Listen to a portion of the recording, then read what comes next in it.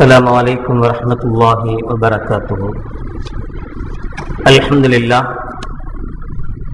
لله نحمده ونستعينه ونستغفره ونعوذ بالله من شرور أنفسنا ومن سيئات أعمالنا. من يهده الله فلا مضل له ومن يضلل فلا هادي له. ونشهد أن لا إله إلا الله وحده لا شريك له ونشهد أن محمدا عبده ورسوله. اللهم صل على سيدنا ومولانا محمد طب القلوب ودوائها وعافية الأبدان وشفائها ونور الأبصار وضيائها وعلى آله وصحبه وسلم. أما بعد فقد قال الله تعالى في القرآن العظيم والفرقان المجيد: أعوذ بالله من الشيطان الرجيم. بسم الله الرحمن الرحيم. يا أيها الذين آمنوا كتب عليكم الصيام كما كتب على الذين من قبلكم لعلكم تتقون. قال النبي صلى الله عليه وسلم: من لا يرحم الناس لا يرحمهم الله تعالى، أو كما قال عليه الصلاة والسلام. صدق الله العظيم وصدق رسوله النبي الكريم. سبحانك لا علم لنا إلا ما علمتنا إنك أنت العليم الحكيم. رب اشرح لي صدري ويسر لي امري واحلل عقدة من لساني يفقهوا قولي. புகழ் அனைத்தும் அல்லாஹ் ஒருவனுக்கே உரித்தாகட்டுமாக. ஸலாத் என்னும் கருணையும் சலாம் என்னும் ஈரேற்றமும் ஈருலக சர்தார் எம்பெருமானார் ரசூலே கரீம் ஸல்லல்லாஹு அலைஹி வஸல்லம் அவர்கள் மீதும் அவர்களுடைய அடிச்சுவடுகளை கடுகளவும் பிசகாது வாழ்ந்து வந்த உத்தம சத்திய சஹாபாக்கள், தாபிஈன்கள், தபா தாபிஈன்கள், நபிமார்கள், வலிமார்கள், ஷஹீதுகள் மற்றும் நம் அனைவர்கள் மீதும் ஏனைய இஸ்லாமியர்கள் மீதும் என்றென்றும் நிலவட்டுமாக. ஆமீன். பெரும்பிற்கும் பெரும் மதிப்பிற்கும் உரிய பெரியவர்களே, அல்லாஹ்வின் நல்லடியார்களே, அல்லாஹ் ஜல்ல ஷானஹு வ தஆலாவின் மாபெரும் கிருபையினால் புனித ரமலான் மாதத்தை அடைந்து அதன் முதல் ஜும்ஆவிலே வந்து கூடியிருக்கிறோம். அல்ஹம்துலில்லாஹ். உலகம் முழுக்க 180 கோடி மக்கள் அல்லாஹ்வுடைய மிக பெரும் கிருபையினால் தற்போது நோன்பு நோற்றிருக்கிறோம். மிகப்பெரிய ஒரு சமத்துவத்தையும் சமரசத்தையும் இந்த நோன்பின் மூலமாக அல்லாஹ் ஜல்ல ஷானஹு வ தஆலா உலக மக்களுக்கு எடுத்துச் சொல்கிறார். சாதாரணமாக எத்தனையோ மதங்களில் நோன்பு என்பது, விரதம் என்பது கடைபிடிக்கப்படுவதை பார்க்கத்தான் செய்கிறோம். இந்து மதத்தை பொறுத்தவரை விரதம் என்பதற்கு நாளோ நேரமோ கணக்கே இல்லை. நினைத்த நேரமெல்லாம் விரதம் விரதம் விரதம் என்கிற நிலை இருக்கிறது. கிறிஸ்துவர்களை எடுத்துக் கொண்டோமே ஆனால் டிசம்பர் மாதத்தில் 40 நாட்கள் விரதம் இருக்கக்கூடிய பழக்கம் இருக்கிறது. ஆனால் அந்த விரதங்கள் எல்லாம் ஒரு சரியான நெறிமுறைகளுக்கு உட்பட்ட விரதங்களாக நிச்சயமாக இருப்பதில்லை. எல்லா விரதங்களிலேயும் கண்டிப்பாக அந்த இனத்தை, மதத்தை சார்ந்தவர்கள் அந்த நாட்களில் விரதம் இருந்தாக வேண்டும் என்கிற கண்டிப்பு கூட கிடையாது. விருப்பப்படுபவர்கள் இருக்கலாம், கடவுளுடைய அருள் வேண்டக்கூடியவர்கள் இருக்கலாம் என்கிற நிலைப்பாடுதான். ஆனால் இஸ்லாத்தை பொறுத்தவரை இந்த ரமலான் மாதத்தில் 30 நாட்களும் நோன்பிருக்க வேண்டும் என்கிற இந்த விதியை அல்லாஹ் ஜல்ல ஷானஹு வ தஆலா எந்த நாட்டு வித்தியாசமின்றி, மொழி வித்தியாசமின்றி, இன பாகுபாடுகளின்றி எல்லோருக்கும் அல்லாஹ் ஜல்ல ஷானஹு வ தஆலா ஒரே சட்டமாகத்தான் விதித்திருக்கிறார். எல்லோருக்கும் ஒரே விதமான கட்டளைகளைத்தான் அல்லாஹ் ஜல்ல ஷானஹு வ தஆலா தந்திருக்கிறார். அது யார் ஆக்கில் பாலிகாக, புத்தி உள்ள வயதுக்கு வந்த ஆண் பெண்களாக இருக்கிறார்களோ அவர்கள் மீது கடமை, எல்லோருக்கும் கடமை. எந்த நாட்டுக்கு சென்றாலும் நோன்பனுடைய நேரம் என்பது சூரியனுடைய உதயத்திலிருந்து சூரியன் மறையும் வரை என்கிற நிலைப்பாடுதான். எந்த நாட்டுக்கு சென்றாலும் இந்த நோன்பனுடைய காலகட்டம், அது எத்தனை மணி நேரங்களாக இருந்தாலும் சரி, நோன்பனுடைய காலகட்டம் என்பது சூரிய உதயத்தையும் சூரிய அஸ்தமனத்தையும் இடைப்பட்ட காலங்கள் தான். இந்த காலத்தை தான் எல்லா நாட்டவர்களும் ஏற்றிருக்கிறார்கள், எல்லா நாட்டவர்களும் ஏற்றிருக்க வேண்டும் என்பது இஸ்லாத்தினுடைய நெறிமுறை. இப்படி ஒவ்வொன்றையும் நாம் பார்க்கும் போது ஒரு சிலர் நோன்பு நோக்கிறார்கள், திடவ உணவுகள் சாப்பிடக்கூடாது, கெட்டியான உணவுகள் சாப்பிடக்கூடாது, தண்ணியான ஆகாரங்கள் சாப்பிடலாம், தண்ணி குடிக்கலாம், ஜூஸ் குடிக்கலாம், அதெல்லாம் நோன்பை முறிக்காது. நல்ல கட்டியான உணவுகள் சாப்பிட்டா மட்டும், சோறு சாப்பிட்டா, உப்புமா சாப்பிட்டா இப்ப மட்டும்தான் நோன்பு முறியும், விரதம் முறியும் என்கிற ஒரு சிலருடைய நோன்புகள் இருக்கிறது, விரதங்கள் இருக்கிறது. இன்னும் சிலர் விரதம் இருப்பார்கள், கவிச்சு சாப்பிடக்கூடாது, காய்கறி எல்லாம் சாப்பிடலாம். காய்கறி எல்லாம் சாப்பிட்டா அந்த விரதங்கள் என்ன செய்யாது, முறியாது. கறியோ மீனோ முட்டையோ சாப்பிட்டா அந்த விரதங்கள் முறிந்து போய்விடும். இப்படி எவ்வளவோ விரதங்கள் உலகத்தில் இருக்கிற போது இஸ்லாம் காட்டுகிற இந்த விரதம் இருக்கிறது, இஸ்லாம் காட்டுகிற இந்த நோன்பு இருக்கிறது, சாதாரணமாக எல்லோராலும் கடைபிடிக்கப்பட வேண்டிய, எல்லா மக்களுக்கும் ஒரே விதமான சட்டங்கள் அடங்கிய அழகான ஒரு நெறிமுறையை இஸ்லாம் நமக்கு தந்திருக்கிறது. அது மட்டுமின்றி இது அல்லாஹ் விதித்த கடமை, இறைவனுடைய கட்டளை. நோன்பு வைக்க வேண்டும் என்கிற கட்டளை அல்லாஹ்விடமிருந்து வந்திருக்கிறது. நாம் நோன்பு நோக்கிறோம் என்பது மட்டுமின்றி இந்த நோன்பினுடைய மிக முக்கியமான குறிக்கோளாக பிறருடைய கஷ்டத்தை உணர்தல், பிறருடைய பசியை உணர்தல், அடுத்தவருக்கும் பசித்தால் இப்படித்தான் இருக்கும் என்பதை நாம் உணர்ந்து கொள்வோமேயானால் பசிக்கிறவனுடைய பசியை பற்றி நமக்கு அர்த்தம் புரியும். அவன் பசிக்குதுன்னு வந்து நம்மள்ட்ட யாசகம் கேட்டால் அந்த பசி எப்படி இருக்கும் என்பது நமக்கு தெரியும், எப்போது அதை நாம் உணர்ந்திருக்கிற போது. இல்லையானால் பசியிலிருந்து நமக்கு தெரியவே தெரியாது. வசதியான குடும்பத்தில் பிறந்தவர், எப்போதும் சாப்பிட்டுக்கிட்டே இருக்கிறவர், அவருக்கு பசினா என்னன்னே தெரியாது என்றால் அவருக்கு பசியினுடைய அருமையே புரியாது, பிறருடைய கஷ்டங்களின் அருமை புரியாமலேயே போய்விடும். அல்லாஹ் ஜல்ல ஷானஹு வ தஆலா இப்படி ஒரு நிலையை ஏற்படுத்தினால் எல்லோரும் பிறருடைய கஷ்டங்களை அனுபவிக்க வேண்டும், அவர்கள் படுகிற கஷ்டங்கள் என்ன என்பதை உணர வேண்டும், தெரிய வேண்டும். அபூ ஹுரைரா ரலியல்லாஹு தஆலா அவர்கள் அறிவிப்பார்கள், புகாரியில் இடம்பெற்றிருக்கிற ஹதீஸ், பைனமா ரஜுலுன் யம்ஷி ஃபி த்தரீக், ஒரு மனிதர் பாதையில் நடந்து சென்று கொண்டிருந்தார்.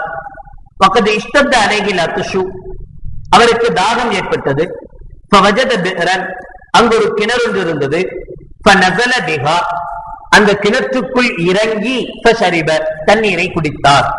இறங்குற மாதிரியான கிணறாக இருந்திருக்கும், அவர் இறங்குறதுக்கு தெரிந்தவராக இருந்திருப்பார், எனவே இறங்கி தண்ணீர் குடித்தார். சும்ம ஹரஜ, தண்ணீரை குடிச்சிட்டு வெளியே வந்துட்டார்.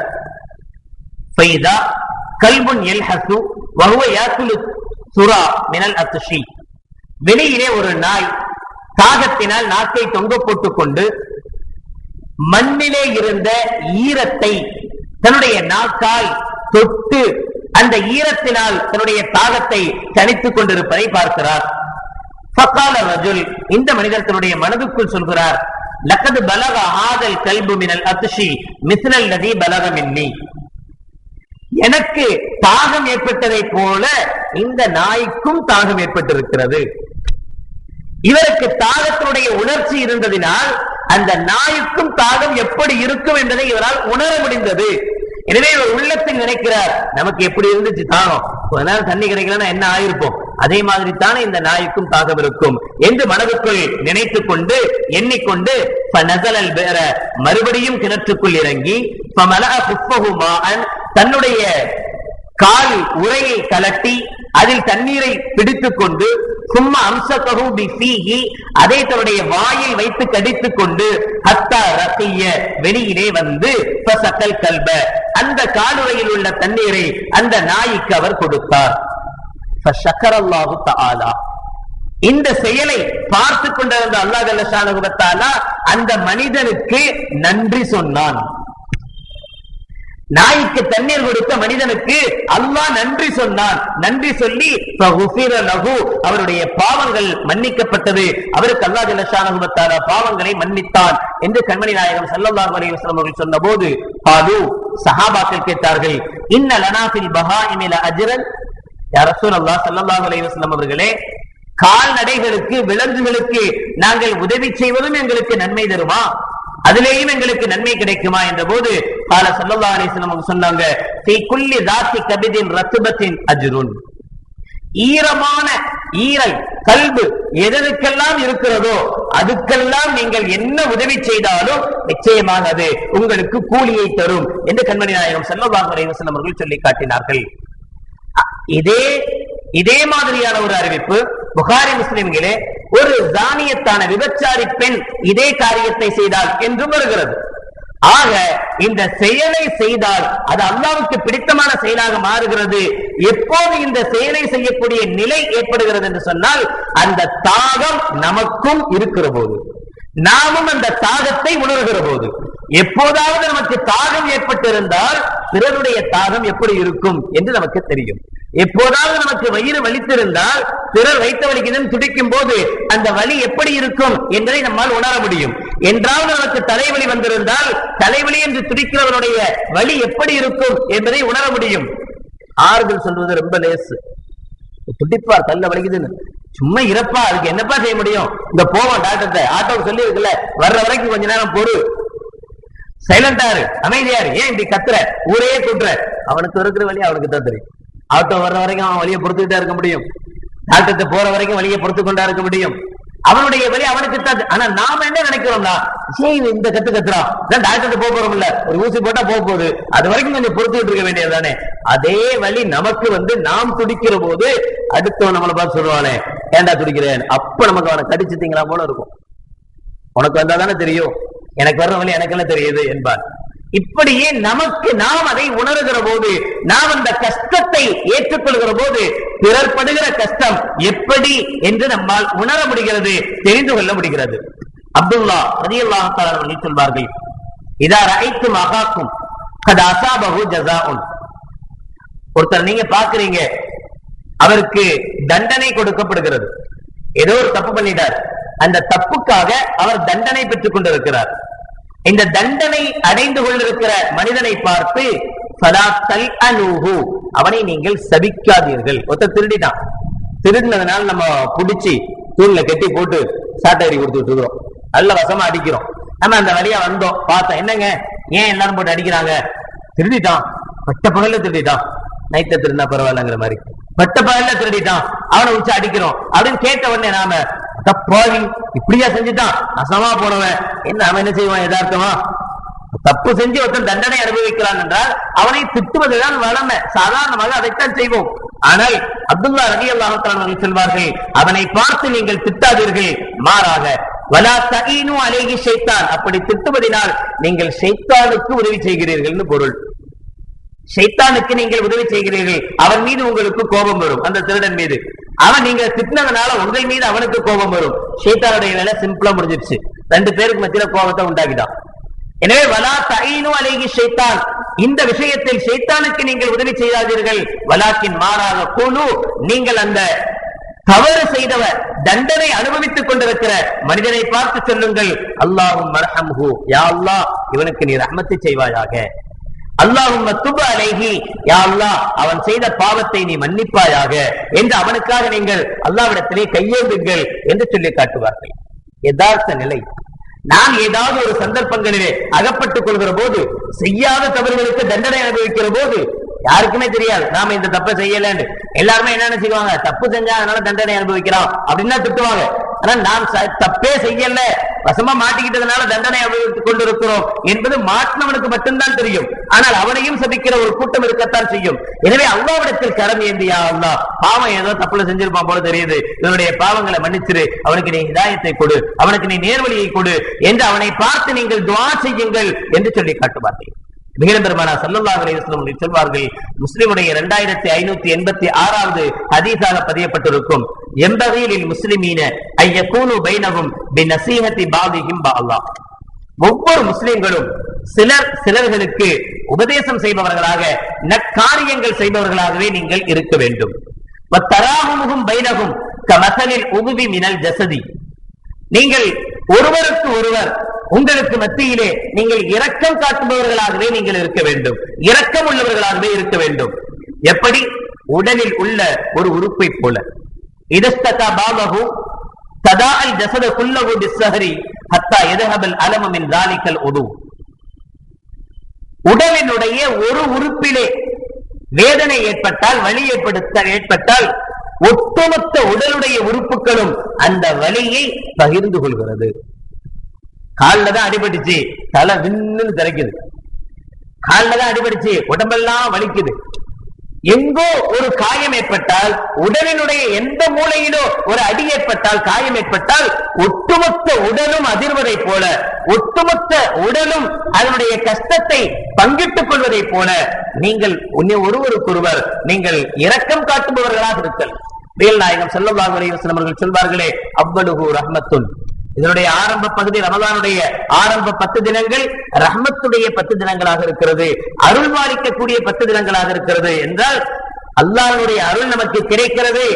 அந்த அல்லாஹ்வுடைய அருள் நமக்கு கிடைக்க வேண்டுமானால் நாம் என்ன செய்ய வேண்டும்? கண்மணி நாயகம் ஸல்லல்லாஹு அலைஹி வஸல்லம் அவர்கள் சொல்வார்களே, முஸ்லிமுடைய 2329வது ஹதீஸாக பதியப்பட்டிருக்கும், மல்லா யர்ஹமுன் நாஸ லா யர்ஹமுல்லாஹு தஆலா. யார் மனிதர்கள் மீது இரக்கம் காட்டவில்லையோ அவர்கள் மீது அல்லாஹ்வும் இரக்கம் காட்ட மாட்டார். அல்லாஹ்வுடைய அருள் நமக்கு வேண்டுமாயின், அல்லாஹ்வுடைய அருளை பெற்றவர்களாக நாம் மாற வேண்டுமானால் நாமும் பிறர் மீது அருள் புரிந்து பழக வேண்டும், பிறருக்கும் அருள் செய்து பழக வேண்டும், அடுத்தவர்களை கண்ணியமான பார்வையோடு பார்த்து பழக வேண்டும், அடுத்தவர்களுக்கு உதவிகள் செய்து பழக வேண்டும். அப்படிப்பட்ட பழக்கத்தை ஏற்படுத்தி தருவது நோன்பினுடைய மிக மிக முக்கியமான ஒரு வேலை. நோன்பினுடைய முக்கியமான ஒரு அம்சம் பிறருடைய கஷ்டங்களை பகிர்ந்து கொள்வது, அவருடைய கஷ்டங்களை நாம் தெரிந்து கொள்வது. வரலாற்றிலே ஒரு செய்தி குறிக்கப்பட்டிருக்கும். பிரெஞ்சினுடைய போராட்டம் நடைபெற்றுக் கொண்டிருந்த நேரம் மக்களுக்கெல்லாம் மிகப்பெரிய பஞ்சம் ஏற்பட்டு மன்னனுடைய அரண்மனைக்கு முன்னால் ரொட்டி கேட்கும் ஆர்ப்பாட்டம் நடத்துகிறார்கள்.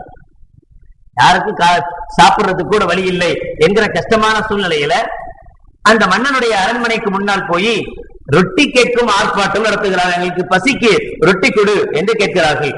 அப்போது அந்த மன்னனுடைய மனைவி, 16ஆம் லூயினுடைய மனைவி வெளியிலே வந்து ஆர்ப்பாட்டம் நடத்துகிற மக்களை பார்த்து சொன்ன வார்த்தை, இன்றும் வரலாற்று ஆசிரியர்கள் குறிப்பிடுகிற வார்த்தை, ரொட்டி கிடைக்கவில்லையானால் கேக் வாங்கி சாப்பிடுங்கன்னாலாம். திமிராக. ரொட்டிக்கே வழி இல்லை, கேக் எங்க கிடைக்கும்?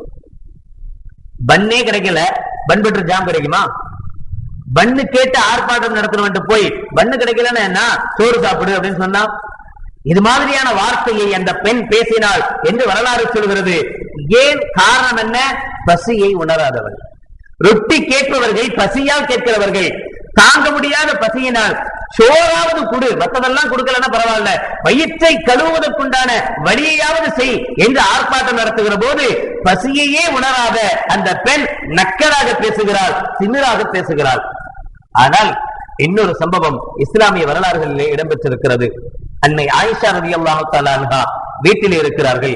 ஒரு பெண் தன்னுடைய 2 குழந்தைகளையும் தன்னுடைய 2 மடியிலேயும் சுமந்து கொண்டு அன்னை ஆயிஷா ரலியல்லாஹு தஆலா அன்ஹா அவர்களுடைய இல்லம் வந்து, எனக்கு பசிக்கிறது, என் குழந்தைகளுக்கு பசிக்கிறது, உங்களிடத்தில் ஏதாவது இருந்தால் கொடுங்கள் என்று கேட்க, ஆயிஷா ரலியல்லாஹு தஆலா அன்ஹா கண்மணி நாயகம் ஸல்லல்லாஹு அலைஹி வஸல்லம் அவர்களுடைய வீடு பல நாட்கள் அடுப்பு எரியாத வீடு, பல நாட்கள் சாப்பாட்டை பார்க்காத வீடு. நீங்கள் எப்படி காலத்தை தள்ளினீர்கள் என்று அண்ணல் நபி ஸல்லல்லாஹு அலைஹி வஸல்லம் அவருடைய அருமை மனைவிகளிடத்தில் கேட்கும் போது, எங்களுடைய அதிகபட்ச உணவு பேரித்தம்பளமாகத்தான் இருக்கும். எங்களுடைய அதிகபட்ச உணவு, அதிகமாக நாங்கள் உணவாக சாப்பிட்டது பேரித்தம்பளத்தை தான், மற்றொட்டி என்பதெல்லாம் எங்களுக்கு அபூர்வமாக கிடைக்கக்கூடிய ஒன்று, அதிசயமாக கிடைக்கக்கூடிய ஒன்று என்று நபிகள் நாயகம் ஸல்லல்லாஹு அலைஹி வஸல்லம் மனைவிமார்கள் சொல்வார்கள். அன்னை ஆயிஷா ரலியல்லாஹு தஆலா அவருடைய இல்லத்திலே 2 பேரித்தம்பள துண்டுகள் மட்டுமே இருக்கிறது. சாப்பிடுவதற்கு வேறு ஒன்றுமே இல்லை. தனக்காக, தான் சாப்பிடுவதற்காக வைத்திருக்கிற அந்த பேரித்தம்பழங்களை எடுத்து அன்னை ஆயிஷா ரலியல்லாஹு தஆலா அவர்கள் அந்த பெண்மணிக்கு கொடுத்தார்கள். ஒரு பக்கம் வரலாறு சொல்கிற நிகழ்வு, திண்டு கொளுத்திருக்கிற ஒரு பெண் மற்றவர்களை ஏளனம் பேசுகிறாள். இன்னொரு பக்கம் பசியால் வயிறு ஒட்டி போன ஒரு பெண் தனக்குள்ள பொருளை, தனக்குள்ள உணவை பிறருக்கு வழங்கி சந்தோஷப்படுகிறாள். இந்த சந்தோஷத்தை ஏற்படுத்துவது இந்த நோன்பினுடைய தாக்கம். இந்த நோன்பு செய்த மாயங்கள் தான் இவைகள். தன்னுடைய பசி எப்படி இருக்கும் என்பதை உணர்ந்த ஒரு முஸ்லிம் இன்னொரு குழந்தை பசித்திருக்கிற போது தனக்கே இல்லை என்றாலும் பரவாயில்லை, அக்குழந்தை பசியார வேண்டும் என்று நினைப்பான். அப்படி இவன், இந்த முஸ்லிம் பிறருக்கு அருள் பாலித்து பழகுகிற போது, அடுத்தவர்கள் மீது இரக்கம் காட்டுகிற போது அல்லாஹ்வும் இவன் மீது இரக்கம் காட்ட தலைப்பட்டு விடுகிறார். மட்டுமல்ல, இந்த நோன்பை பொறுத்தமட்டில் நாம் தெரிந்திருக்கிற ஒரு விஷயம்தான், சிலர் நோன்பு பிடிக்க தகுதி இல்லாதவர்களாக இருப்பார்கள். தேவையில்லை, அவங்க நோன்பு வைக்க மாட்டாங்க. ஆனாலும் கூட நோன்புடைய காலங்களில் நோன்பு வைக்காதவர்கள் கூட நோன்பாளியை போன்று இருக்க வேண்டும். சாதாரணமாக வெளியிலே எப்போது நான் கடையில் டீ குடிக்கிற மாதிரியோ அல்லது மற்ற பொருட்கள் சாப்பிடுவதை போலவோ வெளிப்படையாக சாப்பிடுவது தவறு. மிகப்பெரிய அல்லாஹ்வுடைய கோபத்துக்கு ஆளாக வேண்டிய சந்தர்ப்பங்கள் ஏற்படும். நோன்பு பிடிக்க தேவையில்லை என்று மார்க்கத்தால் அனுமதிக்கப்பட்ட ஒரு மனிதன் கூட பொது இடங்களில் பொது ஸ்தாபனங்களில் நின்று கொண்டு மற்ற நோன்பாளிகளுக்கு இடையூறு தரும் விதத்திலே உண்ணுவது பருகுவது போன்றவைகள் தடை செய்யப்பட்ட ஒன்றுதான். பல நாடுகளை பொறுத்தவரை இது சட்டங்களாக ஏற்றப்பட்டிருக்கிறது. எகிப்தில் 2009ஆம் ஆண்டு அஸ்வான் என்கிற மாநிலத்தில் 155 பேர் பகிரங்கமாக சாப்பிட்டதற்காக கைது செய்யப்பட்டிருக்கிறார்கள். குவைத்தில் 1968 விதியன் 44 படி அரசாங்கத்தினுடைய விதியின்படி ரமலானுடைய மாதத்தில் பொது இடங்களில் பகிரங்கமாக சாப்பிட்டால் அல்லது யாரையாவது சாப்பிடும்படி கட்டாயப்படுத்தினால் அல்லது யாரையாவது சாப்பிடும்படி தூண்டினால் அல்லது அதற்கு உதவி செய்தால், இப்படி எந்த நிலையில் பகிரங்கமாக உண்டாலோ அல்லது குடித்தாலோ 100 திர்ஹம் வரை அவர்களுக்கு அபராதமும் 1 மாத கால சிறை தண்டனையும் விதிக்கப்படுகிறது. ஐக்கிய அரபு குடியரசை பொறுத்தமட்டில் இப்படி ரமலானுடைய மாதங்களில் ஒருவன் தன்னிச்சையாக பொது இடங்களிலே இது மாதிரி காரியங்களில் ஈடுபட்டால் 240 மணி நேரம் அந்த பஞ்சாயத்தினுடைய வேலைகளை, ரோடு கூட்டுறது, இது மாதிரியான பஞ்சாயத்தினுடைய வேலைகளை அந்த மனிதன் செய்ய வேண்டும் என்கிற தண்டனை ஐக்கிய அரபு குடியரசு தருகிறது. ஈராக்கிலே யாராவது அப்படி தென்பட்டால் அவர்களை உடனே பிடித்து சிறையில் அடைத்து பெருநாளைக்கு ஒரு நாளைக்கு முன்னாடி தான் ரிலீஸ் பண்றான். சந்தோஷமா பெருநாள் கொண்டாடிக்கன்னு, அது வரைக்கும் உள்ளதா இருக்கணும். இந்தோனேஷியாவை பொறுத்தவரை இது மாதிரியான நடவடிக்கைகளில் ஈடுபடுவர்களை சாட்டையடி ஒடுத்து திருத்தப்படுகிறது. இந்தியாவை பொறுத்தவரை முழு சுதந்திரம் வழங்கப்பட்டிருக்கிற இந்த இந்தியாவில் உண்மையில் நாம் கொடுத்து வைத்தவர்கள் எந்த விதத்தில் என்றால், நாம் இந்த தண்டனைகளுக்கு பயந்தெல்லாம் அப்படி இருப்பதில்லை, அல்லாஹ்வுடைய சொல்லுக்கு கட்டுப்பட்டு அப்படி இருக்கிறோம். பல நாடுகளிலே இப்படிப்பட்ட சட்டங்கள் இருக்கலாம். அந்த சட்டங்களுக்கு உடன்பட்டாக வேண்டும் என்பதற்காக அல்லது அந்த சட்டங்களுக்கு பயந்து வேண்டுமானால் சிலர் இது மாதிரியான நல்ல எண்ணங்கள் கொண்டவர்களாக இருக்கலாம். ஆனால் நம்மை பொறுத்தவரை யாரும் கேட்க முடியாது, எந்த நிர்வாகமும் கேட்க முடியாது, எந்த அஜர்த்தும் கேட்க முடியாது, யாரும் கேட்க முடியாது. நம்ம வெளியில் நின்று தம் அடிச்சாலும் சரி, நாம வெளியில் நின்று டீ குடிச்சாலும் சரி, தொப்பி போட்டுக்கொண்டே இந்த அனாச்சாரங்களை செய்தாலும் சரி, அதாவது இஸ்லாமியனுடைய அடையாளத்தோடு ரமலானுடைய மாதத்தில் இந்த அனாச்சாரங்களை செய்தாலும் கூட நம்மை தட்டி கேட்பதற்கு யாருமே இல்லை. அப்படி இருந்தும் நாம் இதனை கட்டுப்பாடாக இருப்பது அல்லாஹ் விதித்த விதியின்படிதான், அல்லாஹ் நமக்கு கட்டளையிட்டிருக்கிற கட்டளையின்படிதான். எனவே இந்த காலங்களில் யார் நோன்பில்லாமல் இருக்கிறார்களோ, நோன்பு வைப்பதற்கு அவர்களுக்கு விதிவிலக்கு அளிக்கப்பட்டிருக்கிறதோ, அவர்கள் கூட வீட்டிலேயும் சரி வெளியிடங்களிலேயும் சரி தன்னை ஒரு நோன்பாளியை போலவே வைத்துக் கொள்ள வேண்டும். இன்னொரு, அதனால்தான் பெரியவர்களுடைய முக்கியமான ஒரு பழக்கமாக இருந்த ஒரு விஷயம், இந்த ரமலானுடைய மாதத்தில் யாரை பார்த்தும் நீங்க நோன்பாளியா அப்படின்னு கேட்கவே மாட்டாங்களாம். இந்த மாசத்துல நோன்பா தான் இருக்கணும். என் வீட்டுக்கு திடீர்னு நீங்க வர்றீங்க, உண்மையிலே நீங்க நோம்பில்லாத ஆள் தான். வீட்டுக்கு வந்தால் உங்களுக்கு டீ போட்டு தரணும்னு எனக்கு ஒன்றும் அவசியம் இல்லை. மற்ற காலங்களில் வந்தா டீ தருவேன், ஜூஸ் தருவேன், ஏதாவது தரலாம். ஆனா நோம்புடைய மாதங்களில் சாப்பிடக்கூடிய நேரங்களில் வந்தாலும் கூட என்ன செய்ய வேண்டிய அவசியம் இல்லை. நீங்க நோம்பான்னு கேட்க வேண்டிய தேவையும் இல்லை, அவருக்கு டீ போட்டு ஜூஸ் போட்டு கொடுக்க வேண்டிய அவசியமும் இல்லை. அப்படி கேட்பதே தவறு என்று பெரியார்கள் ஒரு வழிமுறையை வைத்திருந்தார்கள். காரணம் என்னன்னா, ஒண்ணு நோன்பு வைத்திருந்தால் சாப்பிடக்கூடாது, இல்ல நோன்பு இல்லாம இருந்தா நோம்பாளி மாதிரி இருக்கணும், அதனால சாப்பிடக்கூடாது. இவர் எப்ப சாப்பிட்டுக்கலாம், தனியான முறையில் இவருடைய வீட்டுக்குள்ள, அங்கேயும் மற்ற நோன்பாளிகளுக்கு முன்னால் இல்லாமல் தனியாக இவர் தன்னுடைய தேவையை முடித்துக் கொள்ளலாமே தவிர பகிரங்கமாக சாப்பிடுவது குடிப்பது என்பது இந்த காலங்களில் இந்த நேரங்களில் தடுக்கப்பட்டிருக்கிற அருவருப்பாக கருதப்படுகிற ஒரு விஷயம் என்பதையும் நாம் நினைவில் கொள்ள வேண்டும். நோன்பு அல்லாஹ்வுடைய இணக்கத்தை பெற்றுத்தர வல்லது. சாதாரணமான ஒரு இபாதத் அல்ல இது. நபிகள் நாயகம் ஸல்லல்லாஹு அலைஹி வஸல்லம் அவர்கள் சொல்லுவார்கள், ஒவ்வொரு பொருளுக்கும் ஒரு வரி இருக்கிறது, ஜகாத் இருக்கிறது. உடம்பினுடைய ஜகாத்து தான் நோன்பு. பணம் இருக்கிறது, பணத்துக்கு ஜகாத் கணக்கு பார்த்து கொடுக்கணும் 2.5%. அதே மாதிரி ஆட்டு மந்தைகள் இருக்கிறது, நிலங்கள் இருக்கிறது, இவைகளுக்கெல்லாம் ஜகாத் உண்டு. அதனுடைய தகுதிக்கேற்றவாறு ஜகாத்துகளை கொடுக்க வேண்டும். உடலை அல்லாஹ் ஜல்ல ஷானஹு வ தஆலா தந்திருக்கிறான். இந்த உடல் மூலமாக நாம் எவ்வளவோ நல்ல விஷயங்களை அனுபவிக்கிறோம், பேசுகிறோம், பார்க்கிறோம், நடக்கிறோம், பிடிக்கிறோம். எல்லாமே இந்த உடலின் மூலமாக ஏற்படுகிறது. இவ்வளவு பெரிய நியாமத்தை அல்லாஹ் நமக்கு தந்திருக்கிறான். இந்த நியாமத்துக்கு ஜகாத்தாக பகரமாக நோன்பு என்று கண்மணி நாயகம் ஸல்லல்லாஹு அலைஹி வஸல்லம் அவர்கள் சொல்லி காட்டுவார்கள். இறைவனுடைய நெருக்கத்தை, மிக மிக அந்யோன்யத்தை ஏற்படுத்தி தர வல்லது இந்த நோன்பு. காரணம், எல்லா இபாதத்துகளிலேயும் ரியா என்கிற முகஸ்துதி இருக்க வாய்ப்பு இருக்கிறது. தொழுகை அல்லாஹ் அக்பர் என்று தக்பீர் கட்டிவிட்டு யாரோ நம்மை பார்க்கிறார் என்பதற்காக நீண்ட நேரம் நிலையிலேயே நம்மால் நிற்க முடியும். நீண்ட நேரம் சஜிதாவிலேயே நாம் நிற்கலாம். யாராவது நம்மை பார்க்கிறார் என்பதற்காக 2 ரக்காத் சொல்ல வேண்டிய தொழுகையை 4 ரக்காத்தாக நாம் கூட்டிக் கொள்ளலாம். இதிலெல்லாம் முகஸ்துதி ஏற்பட வாய்ப்பு இருக்கிறது. ஆனால் நோன்பை பொறுத்தமட்டில் முகஸ்துதிக்கு வாய்ப்பே இல்லை. ஏன் அப்படின்னா, ஒரு நோன்பாளி அவர் சொல்லிதான் அவர் நோன்பாளி நமக்கு தெரியும். வேற எந்த அடையாளத்தை வச்சு அவர் நோன்பாளின்னு நம்ம சொல்ல முடியாது. ஒரு தொழுகையாளிய இவர் தொழுகையாளியின் அடையாளத்தை வச்சு சொல்லலாம். எப்படி? தக்பீர் கட்டிட்டு நிற்கிறாரு, ருக்கூல இருக்கிறாரு, சஜிதால இருக்கிறாரு, இப்ப பார்த்து சொல்லலாம் இவர் தொழுகையாளி, தொழுகிட்டு இருக்கிறாரு அப்படின்னு சொல்ல முடியும். ஒருத்தர் இஹ்ராம் துணி எல்லாம் கட்டிட்டு ரெடியா நிற்கிறார், இவர் உம்ராவுக்கோ ஹஜ்ஜுக்கோ போகக்கூடியவர் என்ற அடையாளத்தை வைத்து இனம் காண முடியும். ஆனால் நோன்பாளியை எந்த அடையாளத்தை கொண்டும் இனம் காண முடியாது. அவருக்கும் அல்லாவுக்கும் மத்தியில் உள்ள ஒன்று. அவர் நான் நோன்பாளின்னு சொன்னா நம்பிக்கை வேண்டியதுதான். அவர் எங்க போய் என்ன குடிச்சாலும் நமக்கு தெரியாது. அவர் அப்படி குடிக்காமல் இருப்பதுதான் அல்லாஹ்வுடைய பயத்தை. எனவே இந்த தக்வா, இறையச்சம் என்பது யாருடைய முகஸ்துதிக்காக வேண்டியும் அல்ல. அவர் அப்படி சொல்லணும், இவர் அப்படி சொல்லணும், உலகம் எப்படி சொல்லணும் என்ற எதற்காக வேண்டியும் இல்லாமல் அல்லாஹ்வுக்காக என்று செய்யக்கூடிய மிக உன்னதமான காரியம் நோன்பு.